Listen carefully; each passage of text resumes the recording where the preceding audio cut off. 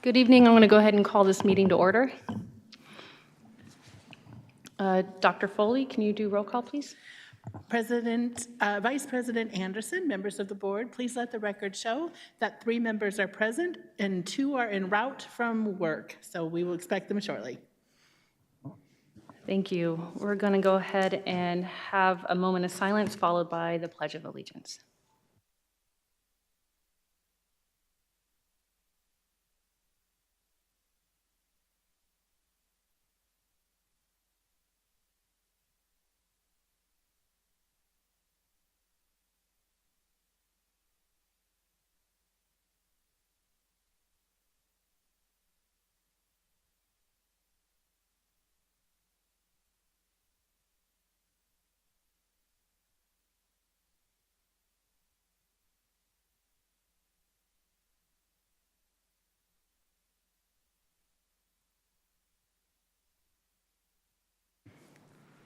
Okay. Item 2.1, I move that we approve the agenda. Second. This is where I go on. Oh, do we have any questions or comments? Okay. All in favor? Aye. Aye. Motion carries 3-0. All right. Next, item 3.1, we have looks like the upcoming events from Dr. Foley. Vice President Anderson, members of the board, we're going to do a few upcoming events and then show a quick little video. Here we go. As you can see, we have several meetings scheduled, and we have a superintendent visit in the near future, as well as an East Valley Boards Consortium meeting that any who are able to join can go with Mrs. Richards. And then we have our annual law conference. So we've got we're really busy, lots of meetings coming up. And as you know, we will be revisiting Points of Pride toward November so that schools have time to get the school of the year started and their folks identified. So those are sure on their way. But one of the things we wanted to show, as you know, since our last meeting, we have started school and things are going very well.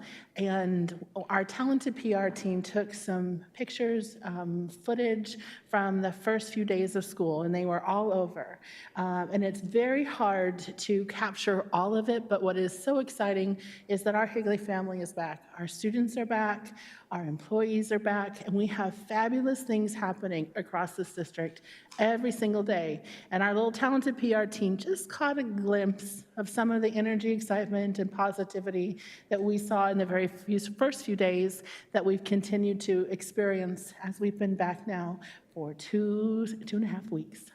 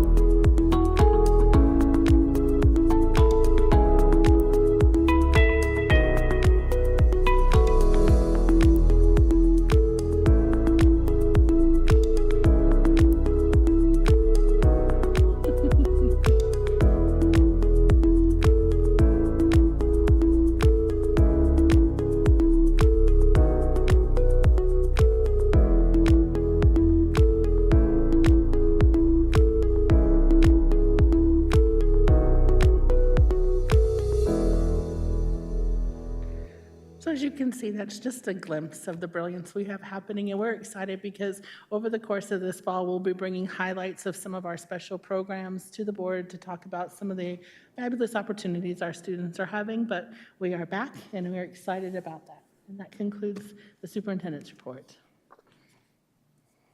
Thank you. Yes, welcome back, everybody. Love those smiles. As much as students seem to complain about it, they are really actually happy to be back. I don't know necessarily for the content, but definitely for the friends. And I know they're so happy to see their teachers too when they return, and other employees. Now we're going to move to 4.1 for board comments. Do we have any comments? Vice President Anderson. I was able to visit all the schools for curriculum night last week, from preschool all the way up to seniors in high school. I got to visit every one of the classrooms, one school of each of those levels. I should preface that. I couldn't make it to all 9 elementary schools in a night, I know. But it was fantastic to see what learning those kiddos are going to do this year and how excited they are, the parents and kids together. Some of the kids were there, and they were just excited to show their parents their classrooms and all the things. And preschool was so fun to see. They just did such a great job with preschool as well. I always forget our littlest learners sometimes. So just a shout out to all those teachers for staying late and being able to give us a great presentation. So thank you. I also want to say thank you for all the parents online on some of them. It's the first time I'll be happy with social media, but there's been a lot of support with parents and people running pages for a lot of the questions that got answered just through the community and not necessarily bogging down the phones and email. So I just want to give a shout out to them as well to get the school year going. Any other comments? No? Okay. Well, we're going to move to the request to speak, and I don't think we have any. Okay. We're going to move to 6.1, approval of the consent. I move that we approve the consent items. 6.1 through. Oh, I just read it, 6.1 through 6.9. Second. Okay. Any questions or comments? Okay. All in favor? Aye. Aye. Motion carries 4-0. Okay. Now we're going to move on to the information items, 7.1, HUSD by the numbers. And who we got? All right. Vice President Anderson and members of the board. We're delighted this evening to share some Higley family data with you. I think you're going to be impressed and pleased with what you see. Mr. Marcus Berkshire out here in the audience is going to be helping us with this presentation. Marcus is rejoining the Higley team after spending 12 years in J.O. Combs. In Combs, he was a principal and a district-level administrator. Previously in Higley, he was a teacher and also an AP. So we're thrilled to have him back here and look forward to leaning on his expertise in terms of research and assessment. As you well know, everything we do should be connected and aligned to our newly revised strategic plan. Tonight, you're going to see evidence of alignment to the mission, the vision, our core values, and all of the anchors. Specifically, Anchor 1. This deals with teaching and learning and student success. We are committed to the development and implementation of a comprehensive, relevant curriculum aligned to the Arizona academic standards.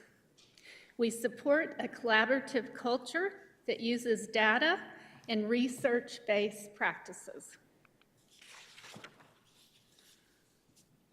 Our core values permeate everything we do here. Without these critical connections, nothing of value happens. We're committed to a standard of excellence that is learning-centered and focused on high levels of accountability. I believe you all saw this slide at the Welcome Back rally. There's been one minor adjustment in terms of 20 or more years. We celebrate the data on this slide because it tells us most of our employees have been here 5 years or more. We know that research says people stay where they feel valued, and that aligns, of course, to strategic anchor number 2. All right, this shows position types of all the employees we had in Higley last year. We had a total of 1,578 employees. This year, we have close to 1,600 employees. As a Higley family, it's important that we are aware of who we are. We are proud of our students and our staff members that bring diverse experiences and backgrounds to HUSD. This slide reflects enrollment trends for our pre-K through 12th grade students. This slide is showing a student count rather than ADM. These counts were taken on the 40th day of each of these school years and definitely show an upward trend. However, there was a dip in 2020, and everybody in this room knows the reason for that. However, look at the rapid growth that occurred in 21-22 of almost 700 students. So we applaud that. In addition, we have to be aware of special populations that we serve. On this slide, you will see special education percentages. You'll notice a slight drop recently, and we attribute that to effective intervention strategies, which we call MTSS, multi-tiered systems of support that we put in early for our kids that are struggling. The other thing that I would like to highlight is that we have psychologists at each of our schools. They're valuable team members with their knowledge and expertise. Because of these systems, there are kids that are getting supported and not necessarily evaluated for SPED. So we're excited about that, and Ms. Miller's going to be doing a presentation soon, going more into special ed. Next, you'll see a slide that reflects our English language learners. I'm excited to tell you that we have 42 different languages represented here in Higley. They are identified from a home language survey that every family completes when you enroll in HUSD. And there are multiple languages represented, and I know that we're all learning from one another. So this percentage is actually increased a little bit, and feedback we've received is families are seeking out Higley on purpose, and they are moving here. We have 4 EL teachers and 2 EL instructional aides that support with English language acquisition. Instruction is provided through the state-approved model, which includes targeted and integrated support.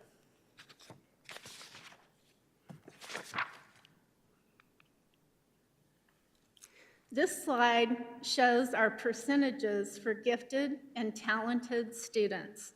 We're very fortunate to have Kelly McLean as our gifted coordinator for the district. She works hard to ensure that students are assessed and that differentiated services are provided to our students that qualify as gifted or talented. All second grade students take the COGAT test, and on a positive note, the state is paying for that again this year as they did last year. So that's something new for us, and we'll gladly accept it. In addition to second graders getting tested, New students in grades 3 through 6 that enroll in Higley are also assessed to make sure that we are meeting their needs. We have gifted and talented programs at all 9 elementary sites with gifted coaches. Students at the middle and high school level are provided differentiated opportunities through honors and AP courses. Mrs. McLean continues to provide professional development so that any of our pre-K through 12th grade teachers can get their gifted endorsement. This fall, we have 47 gifted cohort participants. In addition, we have a total of 78 gifted endorsed teachers in our school district. The next slide reflects free and reduced meals. At the beginning of the pandemic, the federal government provided funding to all students, or for all students to receive free meals. This included breakfast and lunch. You'll notice a decline in our free and reduced percentages. This year, because things are going back to normal, we've made a concerted effort to communicate with families. Every HUSD enrolled family received a packet before the start of the school year with an application. That's something we haven't done before. And in addition, I hope you saw the video that Melissa Garland created. So we're working to get the word out there because these applications contribute to grant funding for title programming, including specialized support for our students and professional development for our teachers. I thought the communication for free and reduced lunch was like the best communication that I've seen. It was Oh. over and over, and so that parents in the mail, email, and everything, so it was great. Good, that's great. I heard a lot at curriculum night about it as well. A lot of parents asking, wait, what happened? And so the teachers were able to explain one-on-one to that parent how it went through the government. It wasn't Higley making this choice. So it was really nice to hear the backing from our community to understand what changed. That's great. Sometimes we think people understand things, but we need to make sure. So this next slide focuses on attendance. This was taken on the 100th day of school last year. First, you'll see average daily attendance. That's the total days of attendance divided by total days of instruction. Next, you see average daily membership, which I know you're all familiar with, ADM. And it's the total of fractional and full-time students minus withdrawals through the first 100 days of school. This actually determines the school district's basis for the annual budget. So Mr. Moore knows this inside and out. And next, you will see attendance rate. And I would like to celebrate the fact that even though we were still dealing with COVID last year, our kids came to school and our teachers came to school and taught. So you will see this reflected in our achievement data on AASA and ACT. So as we prepare every student to be a responsible citizen, a college and career-ready scholar, and an innovative learner, we must also remember every campus is unique, with unique challenges and unique situations that can impact various data points. Our job as a Higley family is to embrace and support these unique differences. Mr. Berkshire's about to go into a deep dive with data, not only at the state, district level, but also at the campus level. So please keep these unique differences in mind as you're reviewing what he explains to you. Also know that our professional development opportunities, our PLC discussions, and our interventions revolve not only off of state data, but those common formative assessments that our teachers give on a regular basis. So I'm going to turn this over to Mr. Berkshire at this point. Thank you very much. Good evening, President Kaler, members of the board. I'm excited to be welcomed back here as well, as I was formerly here in the district about 12 years ago. So it's exciting to be back and presenting to you tonight. What I'm going to be presenting is our district assessment data from this past spring. And the first thing that we wanted to remind you of is that this year our school letter grades will be coming back. And so this first slide gives you a review of what makes up the K-8 letter grade. I want to remind you that HVA will not get a letter grade this year. Moving forward, they will get a weighted letter grade. It'll be weighted based on their enrollment in K-8 and 9-12 and work with both components. This year was a new test for K-8, for the 3rd through 8th graders. It was called the AASA, or Arizona's Academic Standards Assessment. It's a new test in name only. It's pretty much the same exact test that they've been taking. It's just on a different platform and a new name. As we look at these components, each component, you have to have a minimum number of 10 students in order to qualify for the component. So some of our sites won't have that minimum number of 10, specifically the ELL side. Also, this takes into account full academic year students. So students have to have been enrolled within the first 10 days of the school year through May 2nd of this past year in order to qualify for being included in the calculation. So that first section that counts for the letter grade is proficiency. That's 30% of their letter grade. Proficiency is based on performance on the ELA and math components of AASA. 50% of the score will be growth, and that's student growth on ELA and math from the previous year. So basically our 4th through 8th graders will be eligible for growth points, and they'll be compared to their like peers in terms of those percentiles. ELL is 10%, and that's based on reclassification on the Azella as well as growth on the Azella.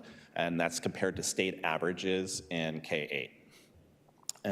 The last section is acceleration and readiness, and this is made up of multiple components, including increasing highly proficient 8th grade math and decreasing the minimally proficient in 8th grade math. Chronic absenteeism, improving that, making that number go down each year. Inclusion of SPED in general education, and the improved growth of our subgroups. There's also 2 bonus points or percentages available. One is for science, and that's based on our performance on AZ Sci, which is a new test as well this year, compared to the state average. So if we do better than the state average, we can get up to 3 percentage extra points at each of our sites. And then the last bonus point is special education enrollment compared to the state average, and we can get up to 2 percentage extra points for that.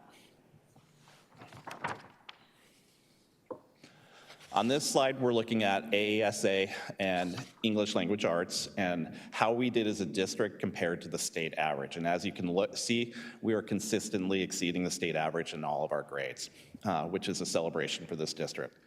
As you look at this data, I was talking about with A through F, it's full academic year. This is actually going to reflect every single student that was enrolled in our schools taking the test at the time of the test. So there will be students that were enrolled after the first 10 days that are included in the rest of this data as we go through.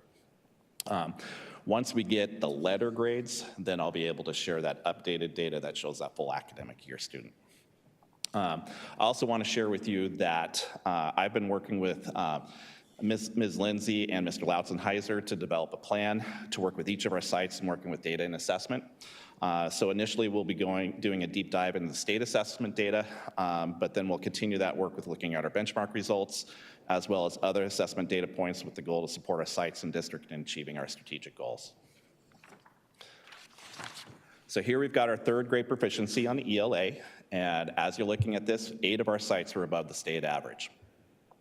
Something else to keep in mind, HBA is included in these sites, but they have a very small enrollment. So their numbers can be impacted by 1 or 2 students. So for example, in 3rd grade, they had 7 students that actually took the test. So those numbers, one kid can really throw those numbers off. 4th grade, all of our sites were above the average for the state. 5th grade ELA, we had all of our sites exceeding the state average.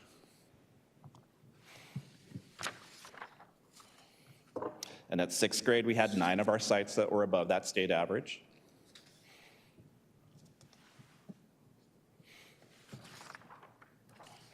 And then in 7th grade, all 3 of our sites exceeded the state average.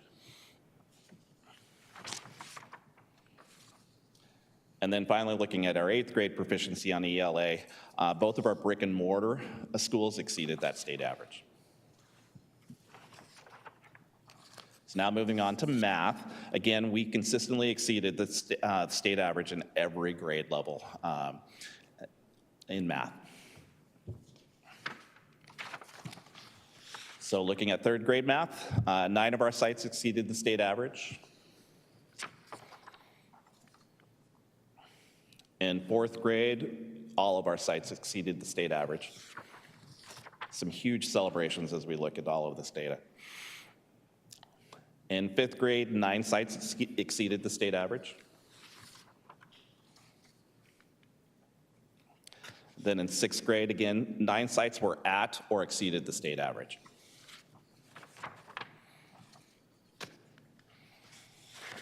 And then in 7th grade, both of our brick and mortar middle schools exceeded the state average. And then in 8th grade math, all of our sites exceeded the state average. So some huge celebrations in 3rd through 8th grade, and I'm looking forward to working with the data when we get the A through F data to start seeing where we land there. Now we move on to 9th through 12th grade. Their formula is a little bit different. This year, all students statewide in cohort 2023, which is pretty much all of our 11th graders, took the ACT and AZ Sci. Cohort 2025, which is our 9th graders, took ACT Aspire. This is a change in terms of assessment for the state. Previously, many districts were able to take ACT or SAT as part of the menu of assessments, but they also took they would also take AZM2 or AZ Merit. This year, every single student in 11th grade, that cohort, took the ACT test. The difference between a normal ACT test and what we did statewide is that all of our students have to take the writing component of the ACT, which is typically optional.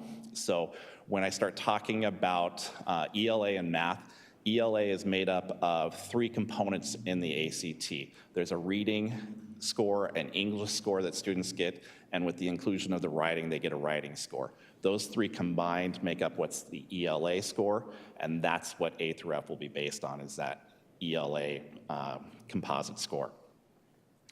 So as we look at this, proficiency, again, is 30%, and that's on the ELA and math components of the ACT. Growth is 20% in 9th through 12th, and here they'll be comparing their performance on AZM2 last year as 10th graders to their performance on ACT as 11th graders. The ELL component, just like the K-8 model, is based on reclassification of our English learners as well as their growth on the Azella. In this case, they're compared to the 9th through 12th grade average of the state to determine those numbers. Then we have a graduation rate is 20% of the overall score. Graduation rate is based on 4-year, 5-year, 6-year, and 7-year graduation rates. And so what that means is we look at cohort 2021 and what percentage of students graduated within 4 years in that cohort. We look at cohort 2020, what percentage graduated in 5 years out of that cohort, and so on for 6 and 7. They also receive points for maintaining a graduation rate of above 90%. The CCRI is the College and Career Readiness Index, and that's made up of multiple metrics that are college readiness metrics and career readiness metrics. So those can include things like taking 2 years of a foreign language as well as a math course that requires Algebra 2 as a prerequisite, AP scores, completing the FAFSA, taking CTE courses and completing a full CTE sequence, and taking the ASVAB. Then there are some bonus points. High school gets a few more bonus points than the elementaries do. So science, again, AZ Sci for our 11th graders performing above the state average. We can get up to a 3% bonus for science. ACT Aspire, we get up to a 3% bonus for ensuring that above 90% of our kids took the ACT Aspire. And if you do 95%, then you get you get the full 3%. Special education enrollment, again, is compared to the statewide average, up to a 2% bonus.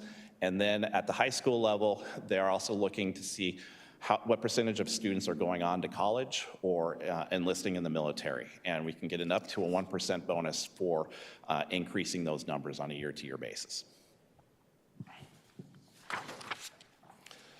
So as we think about that profile of a graduate and that letter grade A through F for the high school, one of those metrics that apply to both is our graduation rate. And so what we're looking at here is our cohort 2021 students. It always lags by a year because we have students that graduate in the summer, and it takes a little bit of time for that data to get to the state. So the 2021 graduate cohort, 97% of them graduated within 4 years, which is amazing. Remember, I told you we get points for maintaining a 90% or higher, so that bar is really high. We'd also like to give a shout out to our high school registrars who have spent a lot of time making sure that our students are coded correctly in Synergy related to withdrawals and where they've gone. That also helps contribute to that graduation rate. This slide here is our advanced placement enrollment in the 2020-2021 school year. We had 27 courses offered during that year. 917 of our students took at least one AP class, which amounts to about 25% of our kids taking an AP class. And from that same group of kids, we had 915 AP exams taken by 505 of those students, and 62% or 65% of them scored a 3 or higher, which is, again, very impressive. Very impressive numbers. Is there a state average on that? I don't have that, but I will look to see if I can find it. Okay, just be interesting to compare. Here we have career and technical education, again, for the 2020-21 school year. We had 385 industry credentials that were earned during that year by students.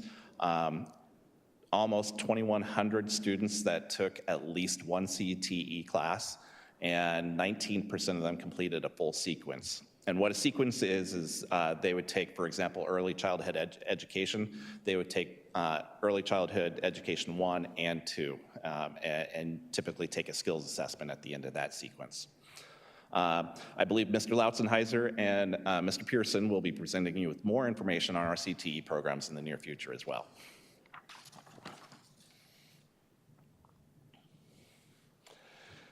So all of our freshmen took the ACT Aspire, and it will be used in 2 years to determine the student growth from ACT Aspire to the ACT. So what you're seeing here right now is the percentage of students that are on target for college readiness when they take the ACT test in grade 11. So for example, when you're looking at reading, 54% of our students are on target to meet the college benchmark scores on the ACT test when they take it in 11th grade. And again, a celebration for the district, we exceeded both state and national averages. You'll see that there isn't one for ELA, and that's because of that writing component. It's not normally given as part of the ACT test. And so at this point in time, I don't have either state, and I don't believe we'll ever see a national average because the ACT doesn't track those. Do you know if that's going to be in effect again this year? I apologize, I didn't. will this be in effect for this year too, the writing component? It will be for every year. It was part, for the next 5 years. 5 years. It was part of it's federal accountability requires that writing, so that's part of the ESSA requirements. And that's one of the reasons why the SAT was not considered for this year, is because they've done away with the writing component. Can I ask a quick question? I'm sorry. Yep. And I apologize, I don't know this. So the ACT, you said they're looking at growth from the ACT Aspire to the ACT. Did I hear you correctly? In 2 years. So 2 years. these 9th graders, when they take it as 11th graders, the growth component, that 20%, will be determined based on their performance on ACT Aspire and how they improved by the time they take the ACT test. Okay, and there's a portion of the ACT that's science, correct? Correct. So the ACT Aspire does not have that? It does, Okay. but it's not part of the accountability formula. So AZ-Sci is our state science assessment, and because it reflects our state standards. The ACT test the science component of the ACT test is designed differently than what our state standards are. And so at the state board level and the state Department of Education, they've identified that AZ-Sci is our state test. They take the science, but the students get the scores back, but the state doesn't look at those scores for accountability purposes for A through F. Same goes for social studies. And there's no test for social studies. What ACT does, though, is they actually look at the reading component of the ACT, and they use that to look at, when they're setting the benchmark, they're looking at social sciences courses at the college level and student success in those, and the reading and they're setting the benchmark on the reading based on that. So they believe that the reading is kind of essential for success in a social science course, and then the English is more about that freshman composition course. Thanks, great question. So if a child takes the test 9th grade in Higley and then transfers to Gilbert, who gets the credit for the growth in 11th grade? How do they track that? The receiving school would get the credit for the growth.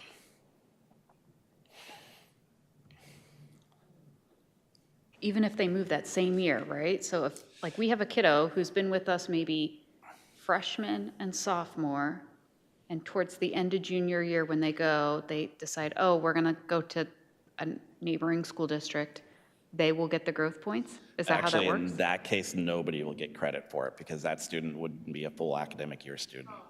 Okay, so if they move their junior year, at the They- beginning of junior year, let's say, If they move during their sophomore, at the end of their sophomore year and they enroll in Mesquite High School and take the ACT in the spring, then Mesquite gets the credit for their growth.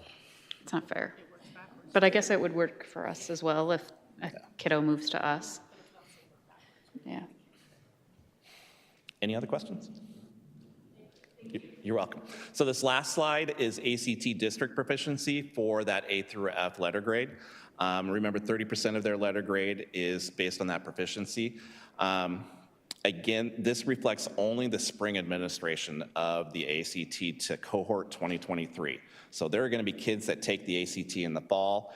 We may have had some seniors or sophomores that took the ACT in the spring.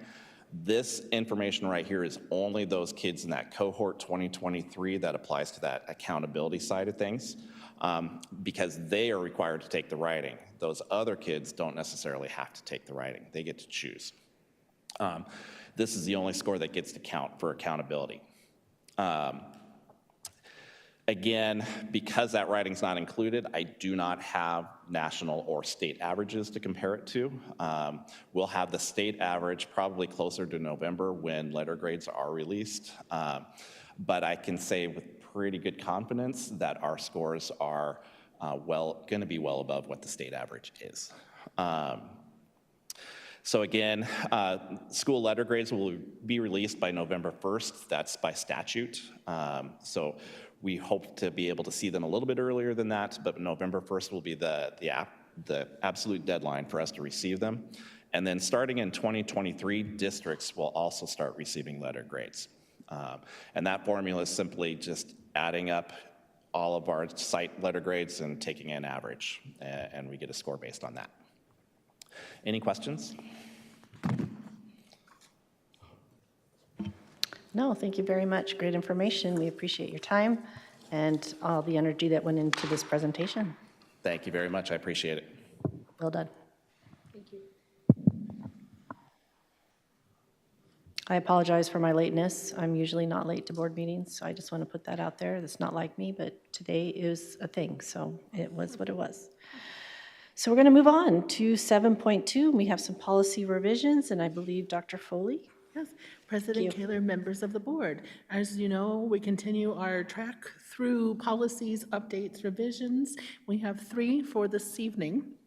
One, we are bringing back, that was one that we had a discussion about at the previous meeting. This is IHAMB, the Instruction and Training in Suicide Prevention. One of the things that we did was simply remove the cross-reference. We could not, for the life of us, figure out when we looked at the old, the new, and the upcoming, why there was that cross-reference there. Hence, we've struck it and removed the copyright. There are 2 others that we are here to discuss tonight and to consider approving are JKD, which is student suspension. This one, and we needed to update statutorily because of STEM state statute about what you can and cannot do for discipline with certain age students, as well as ensuring that we were compliant with our special education populations and what you follow in that process. And this is really important. It's been reviewed by our attorneys and our teams to make sure we're compliant through and through. And then also the IKE, which is discussing promotion and retention of students. We had some outdated language in that when we were talking about credit versus cohort, because one of the things that we've done and worked really hard at is having online options, credit recovery, so making sure that we're appropriately terming the designation for students in those. So all of these are essential updates, either statutory or procedural. They've been reviewed by our legal counsel, and we are asking for consideration tonight in action.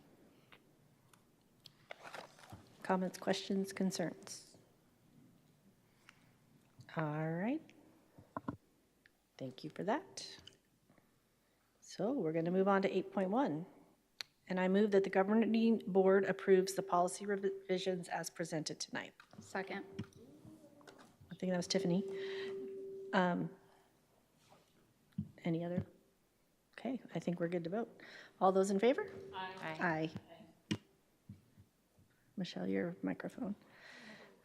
Can you say it in the mic? Yeah. Aye. Motion carries 5-0. Thank you.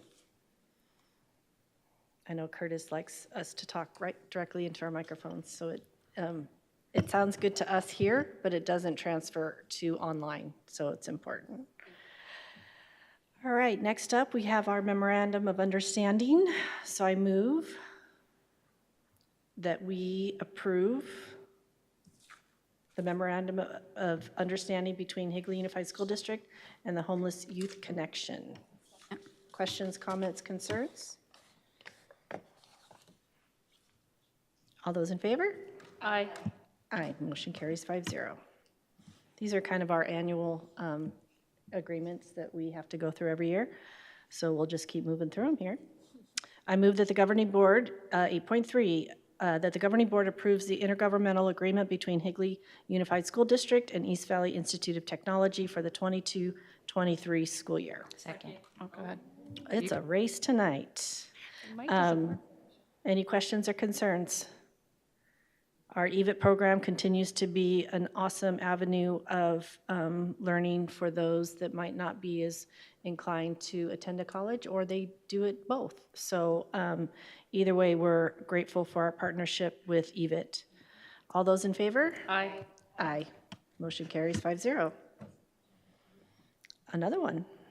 I move that the governing board, this is 8.4, that the governing board approves the intergovernmental agreement between Higley Unified School District and the East Valley Institute of Technology regarding students with disabilities in the EVIT Central Campus programs for the 2022-2023 school year. Second.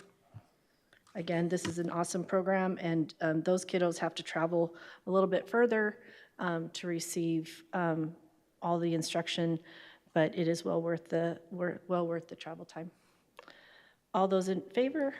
Aye. Aye. Motion carries 5-0. And here we go. We get to discuss and may consider action to approve the ASBA Board Association Draft 2023 Political Agenda, and then also appoint our district delegate that may or may not attend the ASBA Delegate Assembly. So any volunteers?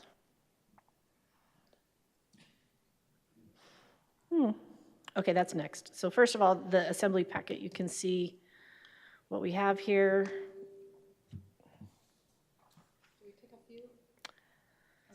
Do we pick a few, President Kaler? Is that how we do it? I thought we already picked them. We did them? So this So is what just, What are we doing today? this is just to approve the agenda that the ASBA political packet has gone out for, correct? Any questions or concerns? They did change some things, if you read through the red.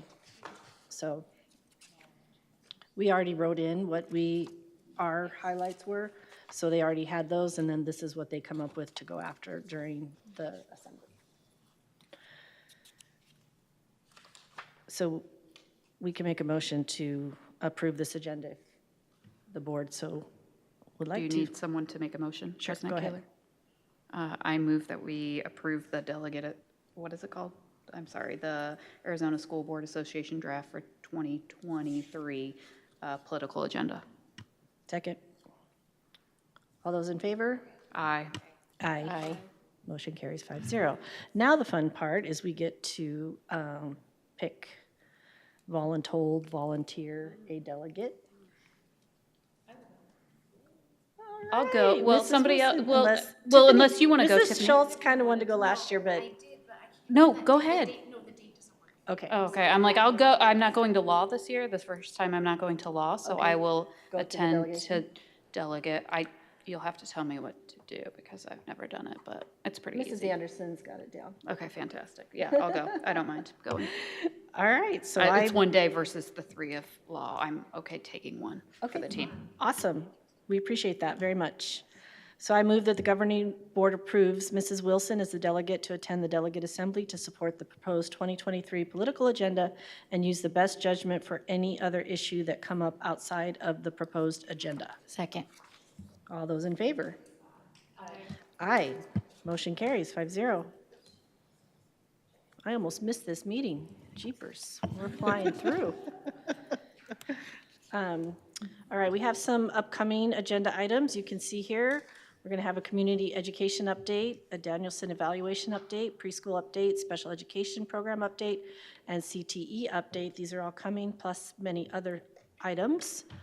Is there anything else that the board would like to see during a meeting? I'm excited that, I'm Go so ahead, sorry. Mrs. Wilson. I'm excited that someday we will get to see dress code again for both teachers and students. I'm excited for that. I know it's going to be a little while. I may not even be sitting here anymore, but I'm excited to see that before the new handbook is out, hopefully. Knock on wood, that it'll go. Anything else?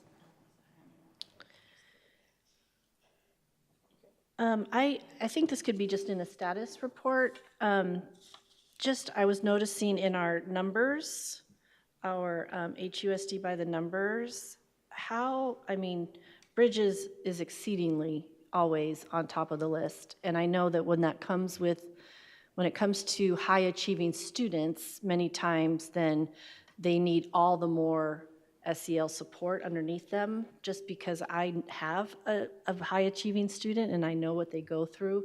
Is there any kind of,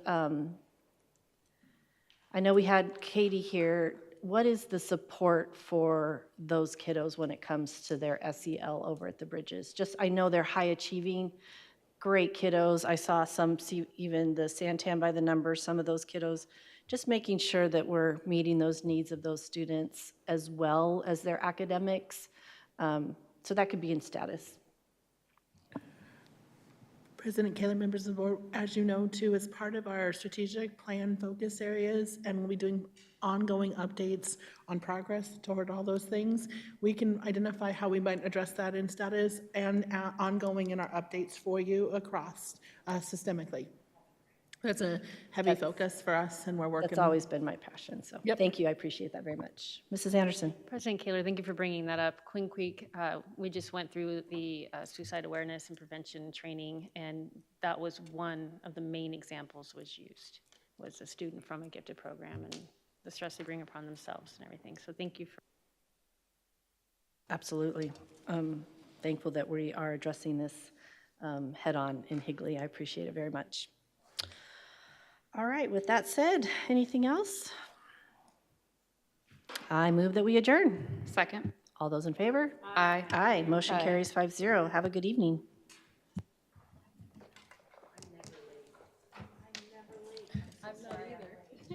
Yeah, I'm good. I won't remember.